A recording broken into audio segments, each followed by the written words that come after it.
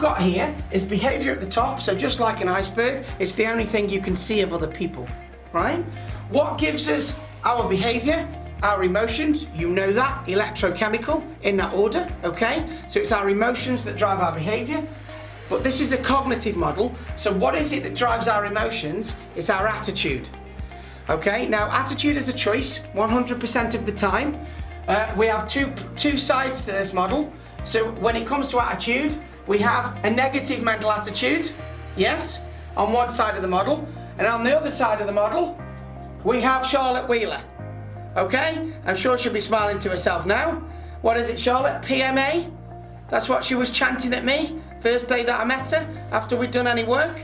So on one side of the model, we've got negative mental attitude. On the other side of the model, we have positive mental attitude. Okay, and PMA drives great behavior, feelings that drives peak performance. Negative mental attitude drives lousy feelings and worse type behavior, okay? What is it that gives us our attitude? It's our beliefs. And that's what I really wanted to point out on this model for you today, the belief. Now, our beliefs, we're not born with them, really.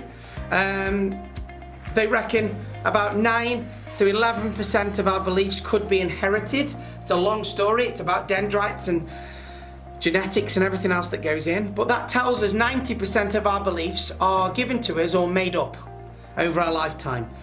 If you think you can or you think you can't, you will be correct. So what the point of that is what do you believe?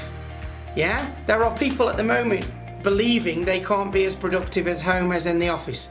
I've known lots of people that have proven that the other way around, for argument's sake. There are lots of people believing that things will go back to exactly the way they were before lockdown, which is really not the case. Not the case. I've just read Charlotte's. No, though, not the case. Not the case at the moment.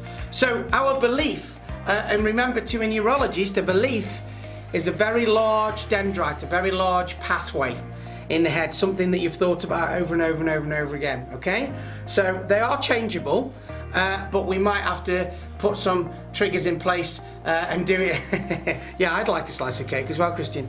We might have to put some triggers in place and save some, change some belief sets in our heads, okay?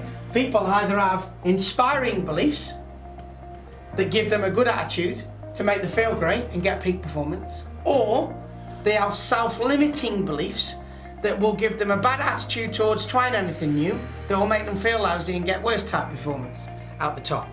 So this is why there's two recipes. And of course, all of that comes from the bottom of the iceberg, our input. Okay? In other words, our self-talk. Okay? The stuff that goes into our heads, there's the perception that goes in through our filters. All right? So I wanted to share that with you because, again, it's a choice. Which side of the iceberg do we want to be on? Do we want to be on there? Good on this side, great input, inspiring beliefs, positive attitude, feel great, best type behavior? Or do we want to beat ourselves up and talk to ourselves in a bad way, build some really limiting beliefs about what we can't do? That's going to give us a bad attitude towards trying anything that will make us feel lousy and get worst type behavior. Okay, which recipe do you want? It's completely up to you, all right?